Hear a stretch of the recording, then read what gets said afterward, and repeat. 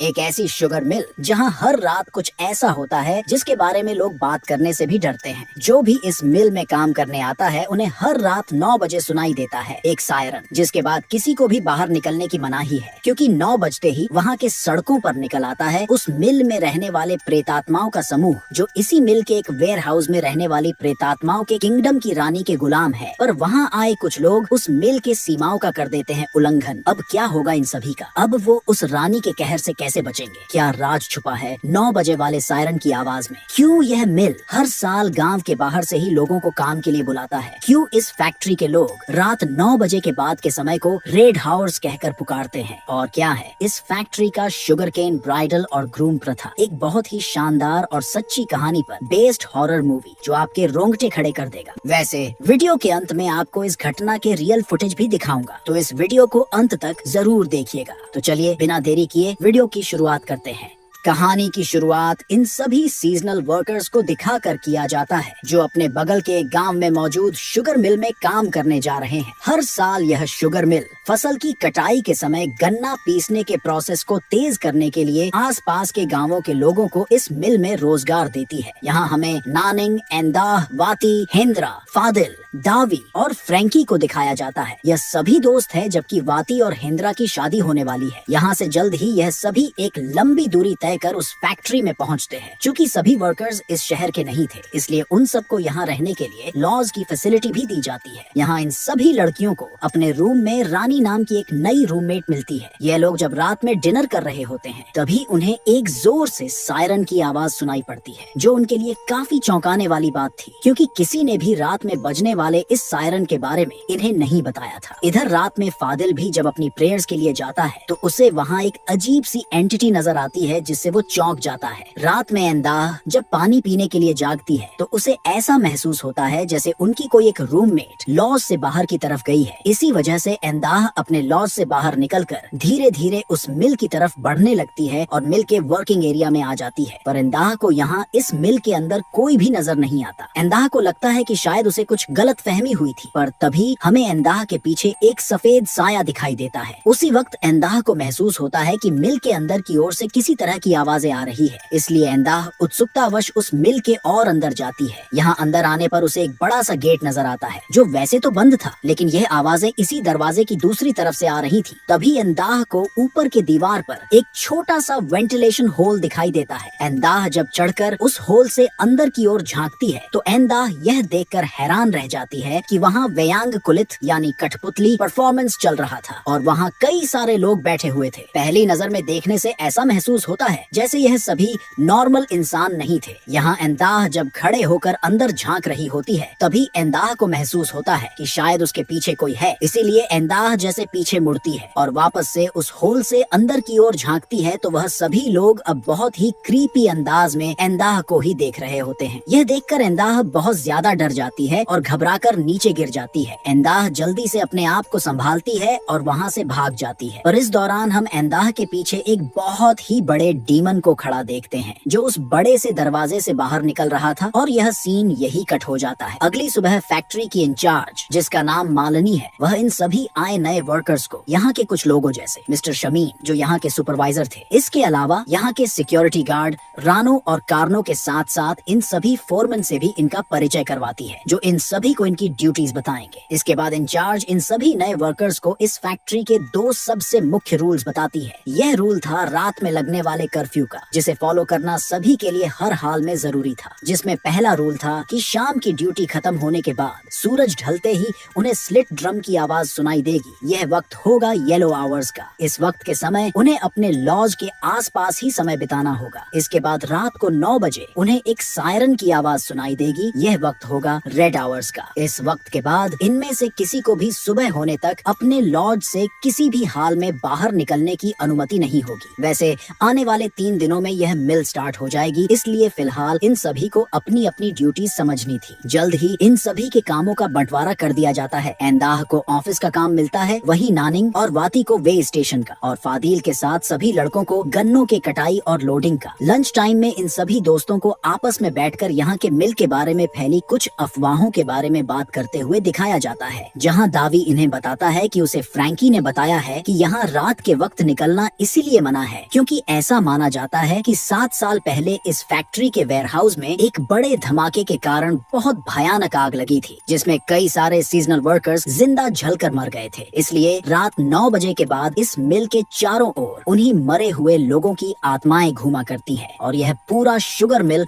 Haunted बन जाता है। इसलिए यहाँ की मैनेजमेंट ने यहाँ येलो आवर्स और रेड आवर्स जैसे रूल्स बनाए हैं और हम सभी को रात 9 बजे के बाद अपने लॉज से निकलने मना कर रही है। उनकी यह बातें सुन सभी बहुत डर जाते हैं। उसी शाम एंदाह जब अपने ऑफिस में काम कर रही होती है, तभी उसे कुछ ऐसा महसूस होता है कि कोई उसके बगल में है। ये देखकर एंदाह बहुत ज्यादा डर जाती है, पर चूंकि तब तक काम से वापस लॉज आने का वक्त हो गया था, इसलिए एंदाह जैसे ही अपने ऑफिस से बाहर निकलती है, उसे रानी नजर आती है जो फैक्ट्री के अंदर जा रही थी। एंदाह रानी को आवाज देते हुए उसके पीछे पीछे जाती है, पर रानी एंदाह की बात का कोई जवाब नहीं देती और आगे जाकर वह एक जगह रुक जाती है और जोर जोर से कुछ बुदबुदाने लगती है। पर तभी अचानक रानी एंदाह की ओर मुड़ती है और उसकी ओर दौड़कर आने लगती है और तभी कुछ ऐसा होता है। ऐसे हॉरिफाइंग इंसिडेंट से एंदाह बहुत ज्यादा डर जाती है और भागकर मिल से बाहर निकल जाती है, जहाँ पहले से ही उसकी फ्रेंड्स एंदाह का इंतजार कर रही थी। एंदाह को इतना डरा हुआ देख सभी उसका कारण पूछते हैं। तभी वहाँ रानी भी आ जाती है, पर एंदाह यहाँ किसी को भी कुछ नहीं बताती और सभी वहाँ से अपने रूम जाने के लिए निकल पड़ते हैं। उसी रात हमें सिक्योरिटी गार्ड रानो और कार्नो के साथ दावी और फ्रैंकी को बैठे हुए दिखाया जाता है। यहाँ उनकी बातों से हमें पता चलता है कि दावी और फ्रैंकी को उस आग लगने वाली बात इन्हीं दोनों सिक्योरिटी गार्ड ने बताया था, क्योंकि दावी और फ्रैंकी को यह चीज जानकर बहुत ही हैरानी हो रही थी कि इस मिल में काम करने के लिए उन्हें बहुत ही मोटी तनख्वाह दी जा रही थी। इसके अलावा उन्हें रहने के लिए रूम भी दिया गया था। पर इतना सब होने के बावजूद भी इस गांव के लोकल यहाँ के फैक्ट्री में काम करना नहीं चाहते थे। यहाँ कार्नो बोलता है कि फ्रैंकी बिल्कुल सही कह रहा है, इस गांव के लोग इस फैक्ट्री में काम नहीं करना चाहते, इसलिए यह शुगर मिल बाहर के शहरों से लोगों को बुलाकर यहाँ काम करने के लिए हायर करती है, क्योंकि यहाँ के लोकल लोग इस मिल में आग से मारे गए लोगों की आत्माओं से डरते हैं। कार्नो यहाँ बताता है कि कॉलोनियल टाइम के दौरान इस फैक्ट्री में कई सुविधा थी, पर यहाँ पर एक मेंटल हॉस्पिटल भी हुआ करता था और गाँव वालों का मानना है कि उस मेंटल हॉस्पिटल की एक पेशेंट की बुरी आत्मा रात में उन आग में जले लोगों के साथ यहाँ घूमा करती है और यहाँ के लोगों को हॉन्ट करती है। पर तभी उनकी नजर घड़ी पर जाती है जिसमें 9 बजने वाले थे, इसलिए दावी और फ्रैंकी जल्दी से वहाँ से वापस अपने लॉज में आने के लिए निकल पड़ते हैं। पर आधे रास्ते पहुँचते ही वो सायरन बज जाता है, जिससे यह दोनों डर कर भागने लगते हैं। पर अपने लॉज के अंदर जाते वक्त दावी को दरवाजे में लगे कांच के रिफ्लेक्शन में अपने पीछे एक जली हुई लाश खड़ी दिखती है, जो शायद उनके पीछे पीछे यहाँ तक आ गई थी, जिससे डर कर वो जल्दी से अंदर घुस जाता है। उसी रात हमें वाती को दिखाया जाता है, जो नानिंग से कह रही होती है कि उसकी और हेंद्रा की आर्थिक हालत ठीक नहीं है, इसलिए वो अभी शादी नहीं करना चाहती। यहाँ नानिंग उसे कहती है कि अगर ऐसी बात है तो उसे यह शादी फिलहाल पोस्टपोन कर देनी चाहिए। इतना कहकर नानिंग फ्रेश होने जाती है। वही एंदाह को परेशान देख रानी और वाती उसके पास जाते हैं और उससे उसके ऐसे परेशान रहने का कारण पूछते हैं। इससे पहले कि एंदाह कुछ बता पाती, उन्हें अपने खाने के बर्तनों के बीच एक बड़ा कनखजूरा दिखाई देता है, जिससे यह तीनों डर जाते हैं। इधर नानिंग को भी वहाँ कुछ अजीब सा लगता है, इसीलिए वो जैसे ही वहाँ से आने लगती है, हमें उसके पीछे कई आत्माएं खड़ी दिखाई देती है। उसी रात फादिल को भी छत के ऊपर अजीब आवाजें सुनाई देती है। वही दूसरी तरफ वाती को भी अपने प्रेयर के समय वो आत्माएं डराती है। अगली सुबह सभी वापस से जब अपने काम पर जा रहे होते हैं, तो उनकी बातों से पता चलता है कि यह सभी कोई न कोई बुरे सपने या किसी अनचाहे इंसिडेंट से परेशान थे। पर चूंकि इन सभी को यहाँ काम करने के अच्छे पैसे मिल रहे थे, इसलिए कोई भी आगे बढ़कर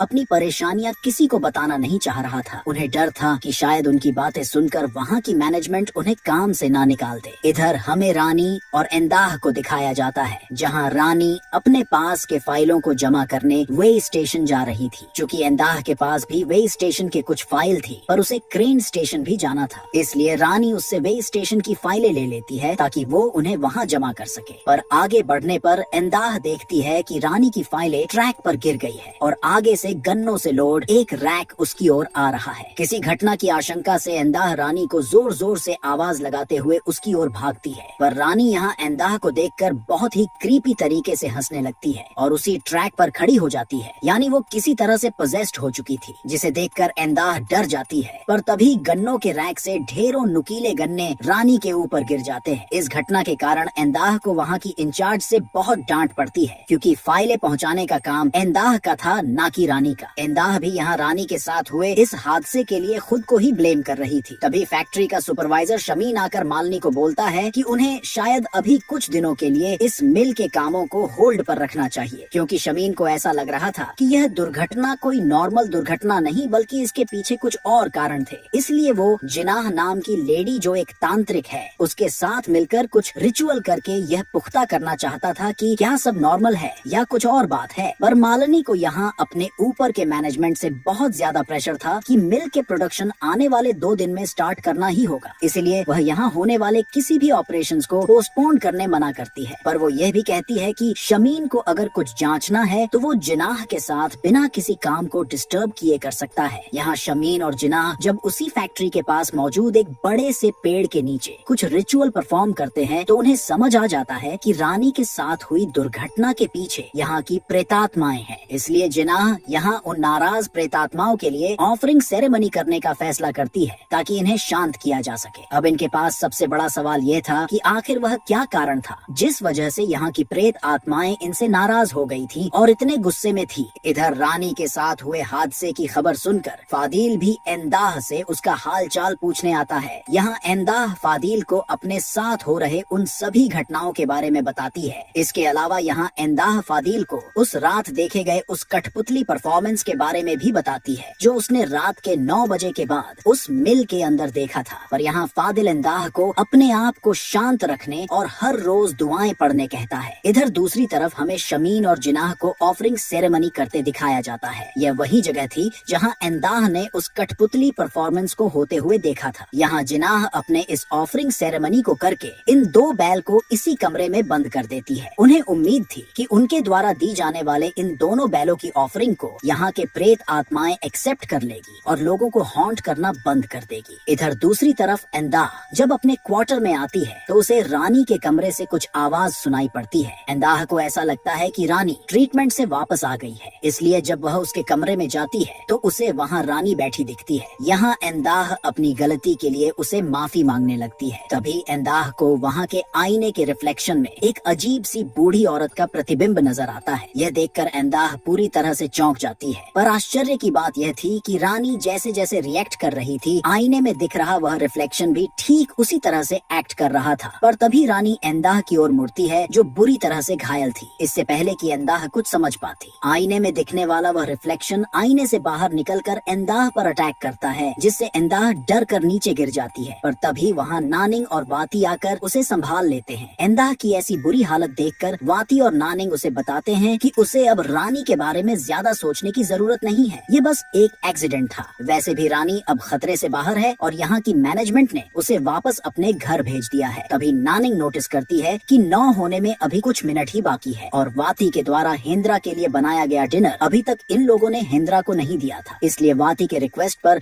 नानिंग ही उस टिफिन को हेंद्रा के लॉज में दे आने के लिए निकल पड़ती है। यहाँ पहुँचने पर फादिल नानिंग को बोलता है कि जल्द ही 9 बजे का सायरन बज जाएगा, इसलिए उसे जल्द ही वापस जाना चाहिए। नानिंग जब वापस आ रही होती है तो उसे ऐसा महसूस होता है कि उसके पीछे कई सारे लोग चले आ रहे हैं, पर अपने पीछे उसे कोई भी नजर नहीं आता। पर तभी जोर से सायरन बज उठता है। सायरन की आवाज सुनते ही नानिंग डर कर अपने लॉज की ओर भागती है और अपने कमरे में घुस जाती है। पर हम देखते हैं कि उस लॉज के बाहर बहुत सारी प्रेत आत्माएं खड़ी होकर नानिंग को ही घूर रही थी। दूसरी सुबह शमीन और जिनाह जब बड़े से वेयर हाउस का दरवाजा खोलते हैं तो उन्हें अभी भी अंदर वही दोनों बैल बंधे हुए मिलते हैं। यह देखकर यह दोनों बहुत परेशान हो जाते हैं, क्योंकि इसका मतलब था कि उन प्रेत आत्माओं ने उनकी ऑफरिंग एक्सेप्ट नहीं की थी। इसलिए अब वह लोग एक रिचुअल करने का फैसला करते हैं। ये दोनों वापस से उसी बड़े वाले पेड़ के नीचे बैठ उस रिचुअल को परफॉर्म करने लगते हैं। कुछ ही देर में वहाँ का माहौल बहुत ही ज्यादा डरावना हो जाता है। उसी रात फादिल जब सोने जाता है तो हम व्यूअर्स को उसके अलमारी के मिरर में वही बूढ़ी प्रेतात्मा खड़ी दिखाई देती है। उसी रात फादिल को स्लीप पैरालिसिस जैसा फील होता है। जब वह अपनी आंखें खोलता है तो उसके ऊपर किसी औरत का सरकटा धड़ खड़ा था, जिससे खून के छींटे उसके चेहरे पर गिर रहे थे और और उसके ठीक बगल में उस औरत का सर था जो उसे देखकर जोर जोर से हंस रही थी। और यह सीन यही कट हो जाता है। अगली सुबह फादिल की आंखें लेट से खुलती है, पर तब तक सभी लोग मिल में काम करने जा चुके होते हैं, इसलिए वो जल्दी जल्दी मिल में जाने लगता है। तभी वो देखता है कि सिक्योरिटी गार्ड रानो और कार्नो के साथ मालिनी, शमीन और जिनाह वहाँ के एक पुराने कुएं के पास खड़े हैं और अंदर झांक रहे हैं। यहाँ फादिल को कुछ शक होता है, इसलिए वह उनके जाने तक वहाँ छुप कर खड़ा हो जाता है। उनके जाने के बाद फादिल जब कुएं में झांक कर देखता है तो उसे वहाँ अपने ही कोवर्कर एको की लाश पड़ी दिखती है, जिसके मुंह में कुछ फूल भी थे। यह देखकर आदिल बहुत ही ज्यादा डर जाता है, पर तभी शमीन पीछे से आ जाता है, जिसे देखकर फादिल पहले तो डर जाता है, पर शमीन उससे पूछता है कि क्या यह तुम्हारे गांव का है। इस पर फादिल जवाब देता है कि नहीं, इसका नाम एको है जो हमारे साथ ही काम करता था। यहाँ शमीन को फादिल का डरा डरा बिहेव देखकर कुछ अजीब सा महसूस होता है, इसलिए शमीन उससे बोलता है कि तुम नॉर्मल नहीं हो, तुम अलग हो, पर तुम लोगों के साथ क्या हो रहा है तुम मुझे खुलकर बताओ, तभी मैं तुम्हारी मदद कर पाऊंगा। अब यहाँ से जो होने वाला है वो आप अच्छे से समझिएगा। यहाँ फादिल अपने साथ एंदाह को लेकर जिनाह, मारनी और शमीन के पास आता है, जहाँ जिनाह एंदाह के हाथ के एक उंगली को दबाते हुए कहती है कि उसके साथ हो रहे सभी इंसिडेंट के बारे में बिना कुछ छुपाए सभी बातें खुलकर बताए, पर वो इस बात का ध्यान रखे कि उसके झूठ बोलते ही उसे दर्द होगा। यहाँ एंदाह उन्हें व्यंग परफॉर्मेंस के बारे में बताती है जो उस वेयर हाउस में उसने देखा था। यहाँ शमीन उससे पूछता है कि तुम वहाँ क्यों गई थी। यहाँ एंदाह उन्हें बताती है कि उसे ऐसा लगा था जैसे उसके लॉज से उसकी कोई दोस्त बाहर गई थी, इसलिए वो भी उसका पीछा करते हुए उस मिल में चली गई थी, पर वो अपने दोस्त को ट्रैक नहीं कर पाई, इसलिए वो यह नहीं बता सकती कि वो कौन थी। यहाँ एंदाह को जरा भी दर्द नहीं हुआ था, इसका मतलब वो सच बोल रही थी। यहाँ जिनाह इन्हें बताती है कि उस रात एंदाह ने व्यंग परफॉर्मेंस के दौरान जिन लोगों को भी देखा था वो सभी प्रेतात्माएं थी, और यहाँ काम करने वालों को उनसे बचाने के लिए ही यह लोग रात में कर्फ्यू लगाते हैं, पर किसी कारण से यह सभी प्रेतात्माएं बहुत ज्यादा गुस्से में है, जिस कारण रानी और एको उनका शिकार बने। पर एंदाह के द्वारा उस रात हो रहे व्यंग परफॉर्मेंस देख लेने के कारण वो प्रेतात्माएं गुस्से में नहीं है, बल्कि यहाँ आए वर्कर्स में से किसी ने कुछ ऐसा बड़ा उल्लंघन किया है जो उन्हें नहीं करना था, पर वो क्या है यह लोग भी समझ नहीं पा रहे हैं। यहाँ जिनाह फादिल को बोलती है कि उसके पास घटनाओं को सपने के रूप में देखने की ताकत है, तो शायद उसके सपने क्लू हो सकते हैं। यहाँ फादिल बताता है कि पहले रात उसने एक लड़के और एक लड़की को उस मिल के अंदर जाते देखा था, पर उसने सपने में उनका चेहरा नहीं देखा था। यहाँ जिनाह एंदाह से पूछती है कि क्या तुम वेस्ट साइड के वेयर हाउस में गई थी। एंदाह इसका जवाब ना में देते हुए कहती है कि मैं तो मेन बिल्डिंग के बगल वाले वेयर हाउस में गई थी। यहाँ जिनाह को समझ आ जाता है कि फादिल के सपने में दिखने वाले उन्हीं दो लोगों ने वेस्ट वेयर हाउस में जाकर कुछ बड़ा उल्लंघन किया है। असल में यह वेस्ट वेयर हाउस फॉरबिडन था और यहाँ किसी को भी अंदर जाना मना था, क्योंकि इसके दरवाजे पर एक सुपरनैचुरल बैरियर है जिसे इंसान तोड़ेगा तो इसके अंदर जो भी है वो नाराज हो जाएगा। और सबसे बड़ी बात यह थी कि यह वही जगह थी जहाँ वो भीषण आग लगी थी, पर इसके अंदर कौन था और वो आग क्यों लगी थी यह सब आपको जल्द ही पता चलने वाला है। यहाँ उसी रात जिनाह वापस से एक रिचुअल परफॉर्म करती है, जहाँ वो शमीन को चारा बनाकर उसके अंदर एक जिन को प्रवेश करवाती है। यहाँ जिन द्वारा शमीन को पोजेस्ड करते ही शमीन अजीब तरह के परफॉर्मेंस देने लगता है जो उस रिचुअल का ही हिस्सा था। तभी जिनाह के चाबुक की आवाज से जिन हरकत में आता है और मिल के अंदर भागता है। यह लोग भी उसके पीछे आते हैं। वो जिन गोली की रफ्तार से वेस्ट वेयर हाउस की ओर बढ़ता है। जल्द ही यह सभी उस वेयर हाउस के दरवाजे को खोलकर अंदर जाते हैं। अंदर आने पर पता चलता है कि शमीन किसी बड़े से सफेद मूर्ति के सामने झुका हुआ था। जिनाह जल्दी से शमीन के शरीर से उस जिन को निकाल देती है। यहाँ जिनाह सबको बताती है कि अतीत में कॉलोनियल टाइम पर इस फैक्ट्री में कई एक्सीडेंट्स होते थे, इसलिए यहाँ के लोगों ने प्रेतात्माओं के किंगडम के रानी महारातू से एक दूसरे को परेशान न करने का समझौता किया और इस वेयर हाउस को रानी महारातू के नाम पर अलग रख दिया गया। पर 7 साल पहले सीजनल वर्कर्स की एक टीम यहाँ घुस आई और अंदर आकर कई गलत काम किए, जिस वजह से रानी महारातू ने सबको सजा देते हुए जिंदा जला दिया। उसके बाद इस जगह को पूरी तरह से रानी महारातू के लिए बंद कर दिया गया और दरवाजे पर सुपरनैचुरल बैरियर लगा दिया गया, जिसे एक सुपरनैचुरल एंटिटी ही अंदर जाकर रानी महारातू से विनती करके ही खोल सकता था। इसीलिए जिनाह ने यहाँ वेयर हाउस के सुपरनैचुरल बैरियर को तोड़ने के लिए ही शमीन के शरीर में जिन की मदद ली थी, तभी यह लोग यहाँ अंदर आ सके थे। पर जिनाह को उम्मीद नहीं थी कि कोई दोबारा ट्रेसपास करेगा। पर तभी शमीन की नजर वहाँ रखे रानी महारातू के गहनों के बॉक्स पर जाती है, जो कि बिल्कुल खाली था। यानी यहाँ जो भी आया था उसने उनके गहने भी चुरा लिए थे। यानी अब यह लोग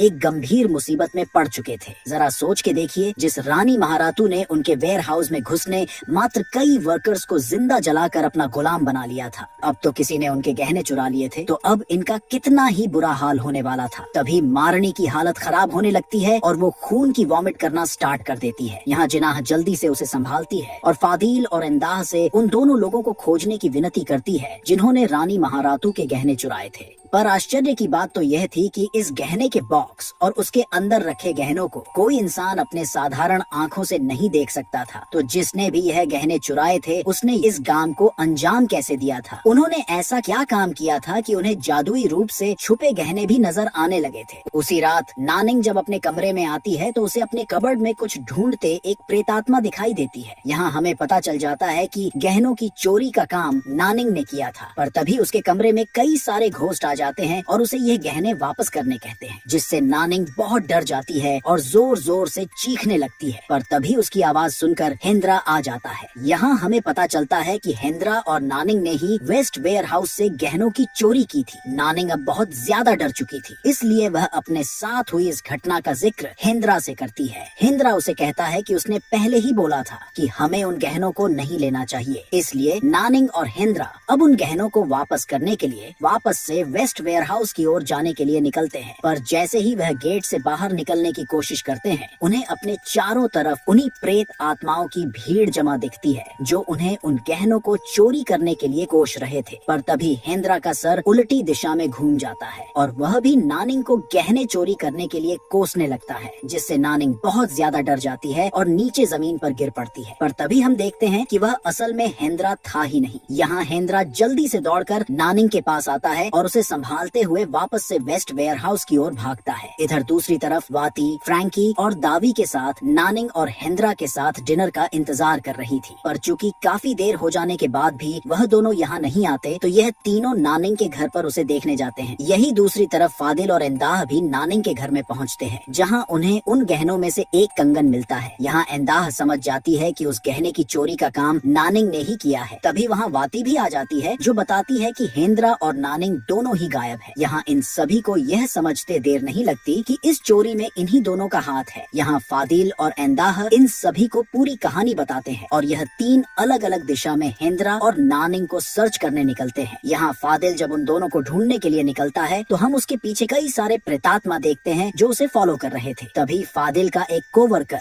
बहुत ही डरता हुआ आता है और उसे अपने कमरे में लेकर जाता है। फादिल जैसे ही उस कमरे में जाता है, फादिल के ऊपर एक बहुत ही बड़ा सा डीमन अटैक कर देता है। ये वही डीमन था जिसे हमें फिल्म के स्टार्ट में दिखाया गया था। पर फादिल किसी तरह प्रेयर की मदद से उस डीमन को वहाँ से भगाने में कामयाब हो जाता है। इधर फैक्ट्री प्रेमिसेस की दूसरी ओर वाती और इंदाह को भी वही बूढ़ी लेडी घोस्ट दिखाई देती है जो उड़ते हुए उन्हीं की ओर आ रही थी, जिसे देखकर वह दोनों तेजी से वहाँ से निकल जाते हैं। इधर दावी और फ्रैंकी को भी मेंटल हॉस्पिटल वाली घोस्ट नजर आती है जो बुरी तरह से उन्हें दौड़ाती है। तभी यह दोनों फादिल से टकरा जाते हैं। यहाँ से यह सभी वेस्ट वेयर हाउस की ओर जाने का फैसला करते हैं। पर तभी रात 9 बजे वाला सायरन बज उठता है। हेंद्रा और नानिंग जल्दी से उस वेयर हाउस के अंदर जाते हैं जहाँ वो लोग इन सभी गहनों को वापस कर देते हैं। पर जिनाह बोलती है कि इसमें एक कंगन कम है। तभी वहाँ वाती और इंदाह भी आ जाती है और वो एक कंगन भी जिनाह को दे देती है जो उसे नानिंग के रूम से मिला था। तभी वहाँ फादिल भी अपने बाकी दोस्तों के साथ आ पहुँचता है। यहाँ जिनाह हेंद्रा और नानिंग से पूछती है कि तुम लोगों ने इस वेयर हाउस के अंदर क्या किया था जिस वजह से तुम्हें गहनों से भरा यह बॉक्स दिखाई देने लगा, क्योंकि इसका बॉक्स और इसमें रखे गहने नॉर्मल इंसान अपनी खुली आंखों से नहीं देख सकते हैं, तो तुम्हें ये कैसे नजर आया? यहाँ नानिंग बताना स्टार्ट करती है कि उस पहली रात वो और हेंद्रा इस वेयर हाउस में इंटीमेट होने आए थे। इन दोनों के बीच कई महीनों से ये संबंध है जो वाती को भी नहीं पता था। इंटीमेट होने के बाद उन्हें इस मूर्ति के पीछे चमक दिखाई दी। नानिंग जब वहाँ गई तो उसे वहाँ यही बॉक्स और उसमें रखे गहने नजर आए जिसे उसने लालच में आकर हेंद्रा के मना करने के बाद भी अपने पास रख लिया। यहाँ जिनाह बोलती है कि तुम्हारे पाप की वजह से यह गहने तुम्हारे नजरों में विजिबल हो गए, क्योंकि अडल्ट्री किसी भी शैतान का सबसे फेवरेट गुनाह है जिससे खुश होकर शैतान आपके लिए दूसरे गुनाहों के दरवाजे खोल देता है। यह सब सुनकर वाती बुरी तरह से टूट जाती है क्योंकि उसे अपने मंगेतर और बेस्ट फ्रेंड दोनों ने धोखा दिया था। इसलिए वो बुरी तरह से रोते हुए उस जगह से बाहर निकल अकेले बैठकर रोने लगती है। पर तभी वो महारातू के द्वारा पोजेस्ड हो जाती है और जोर जोर से चीखने लगती है। यहाँ पूरी तरह से पोजेस्ड वाती अजीब अजीब तरह की आवाजें निकालने लगती है जिससे कुछ ही देर में वहाँ काम करने वाले पोजेस्ड हालत में वहाँ आ जाते हैं और वहाँ रखे कांच और गर्म कोयले से खुद को हार्म पहुँचाने लगते हैं। शमीन और फादिल बाकी दोस्तों के साथ मिलकर उन्हें वहाँ से हटाने लगते हैं। तभी वाती जिनाह पर हमला कर देती है। जिनाह उसे नीचे तो गिरा देती है पर उसे ठीक नहीं कर पाती। तभी एंदाह भी किसी ताकत के कब्जे में आ जाती है और अजीब सी हरकतें करने लगती है, मानो वो भी कठपुतलियों वाले रिचुअल का हिस्सा हो। यहाँ उसे एक विजन आता है जहाँ वो कॉलोनियल समय में चली जाती है और अपने सामने एक रिचुअल होता देखती है जिसमें नए दुल्हन और दूल्हे के जोड़े को एक खड्डे में कई ऑफरिंग के साथ डालकर जिंदा ही दफना दिया जाता है। इतना देखते ही एंदाह बेहोश हो जाती है, पर उसके बेहोश होते ही वहाँ पोजेस्ड सभी लोग वापस से नॉर्मल हो जाते हैं। यहाँ तक कि वाती भी बेहोश होकर गिर पड़ती है। यहाँ जिनाह इन्हें बताती है कि एंदाह ने उस दुनिया में जो रिचुअल देखा था उसे असल में sugarcane bride and groom ritual कहा जाता है। यह रिचुअल तब से चला आ रहा है जब से इस जमीन पर इस शुगर फैक्ट्री को बैठाया गया था। यहाँ एक पुरानी मान्यता है कि जब भी यहाँ मिलिंग प्रक्रिया स्टार्ट होती थी उससे पहले यहाँ रहने वाली आत्माओं को एक नए ह्यूमन जोड़े की बलि दी जाती थी। जिनाह और उसके पूर्वजों ने कई तरीके अपनाकर इस ह्यूमन सैक्रिफाइस की प्रथा को बंद किया था और बदले में उन्हें बैलों का जोड़ा ऑफरिंग में दिया जाता था। पर हेंद्रा और नानिंग की वजह से प्रेत आत्माओं को वापस से ह्यूमन सैक्रिफाइस लेने का मौका मिल गया है और इन प्रेत आत्माओं की यह डिमांड माननी ही पड़ेगी, वरना इस गांव के लोगों के साथ यहाँ काम करने आए सभी वर्कर्स भी मारे जाएंगे। इतना सुनते ही नानिंग जिनाह के सामने अपनी जान की भीख मांगने लगती है। फादिल भी यहाँ जिनाह को बोलता है कि आखिर हमें इन प्रेत आत्माओं के डिमांड को मानना ही क्यों है, और जिनाह उन्हें बोलती है कि वो चाह कर भी अब कुछ नहीं कर सकती। या तो हमें इन दोनों को ऑफरिंग के रूप में देना होगा या फिर हम सभी को मरना पड़ेगा। इसलिए जिनाह मालनी को इन दोनों को जोड़े के रूप में तैयार करने बोलती है और शमीन रिचुअल की तैयारी करने जाता है। इस बार जिनाह खुद को इस रिचुअल का प्रमुख मीडियम बनाती है और जल्द ही शमीन के मंत्रों से वो पोजेस्ड हो जाती है। यहाँ शमीन जिनाह के अंदर मौजूद जिन्न को एक घोड़ा ऑफरिंग के रूप में देता है ताकि एज अ मीडियम वो महारातू से डील कर सके। जल्द ही हेंद्रा और नानिंग को यहाँ से लेकर रिचुअल वाली जगह पर ले जाया जाता है जहाँ जिनाह महारातू से विनती करती है इन दोनों को ऑफरिंग के रूप में स्वीकार करने और कई तरह की ऑफरिंग के साथ उन्हें खड्डे में गिरा दिया जाता है, जिसे फादिल, एंदाह और दावी देख रहे थे। पर अब हमें इस रिचुअल से कुछ देर पहले का सीन दिखाया जाता है। यहाँ असल में शमीन और जिनाह ने हेंद्रा और नानिंग को बचाने के लिए एक आखिरी चाल चली थी। इन्होंने इन दोनों के ब्लड को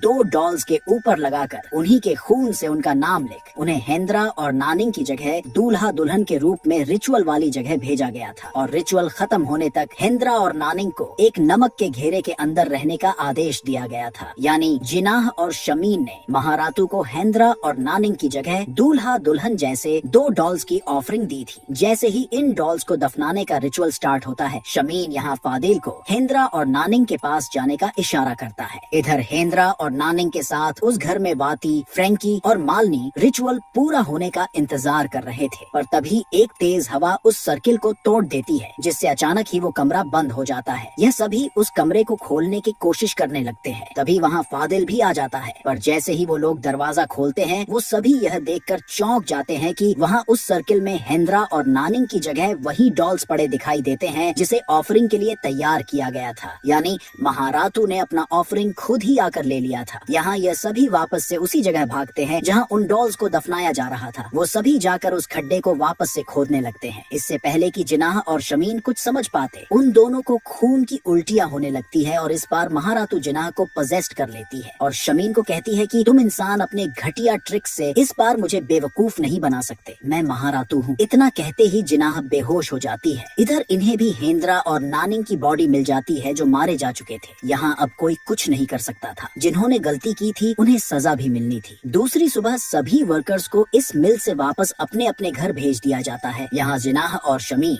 इन सभी से हेंद्रा और नानिंग को ना बचा पाने के लिए माफी मांगते हैं और सभी लोग अपने अपने घर जाने के निकल पड़ते हैं और इस शुगर मिल का दरवाजा एक बार फिर से बंद हो जाता है। यहाँ सभी जब वापस आ रहे होते हैं तभी फादिल को एंदाह के पीछे वही प्रेतात्मा बैठी दिखाई देती है। वही दूसरी तरफ जिनाह और शमीन जब उस वेयर हाउस को वापस से खोलते हैं जहाँ उन्होंने फिल्म के बीच में बैलों को ऑफरिंग के लिए बांधा था, वहाँ जाने पर उन्हें वो दोनों बैलों के जोड़े अभी भी सही सलामत दिखते हैं। तभी वेयर हाउस का दरवाजा अपने आप बंद हो जाता है और उन दोनों के सामने वही विशालकाय डीमन खड़ा होता है और यह फिल्म यही खत्म हो जाती है। फिल्म की कहानी को ऐसे खत्म किया गया है ताकि फ्यूचर में इसके सीक्वल आ सके, जो कि इंडोनेशियाई फिल्मों के लिए आम बात है।